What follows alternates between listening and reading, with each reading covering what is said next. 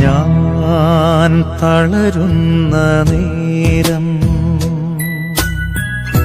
താങ്ങിത്തുണയ്ക്കും നല്ലിടയൻ. കർത്താവിൽ ആശ്രയിക്കുന്നവർ ശക്തി പ്രാപിക്കും.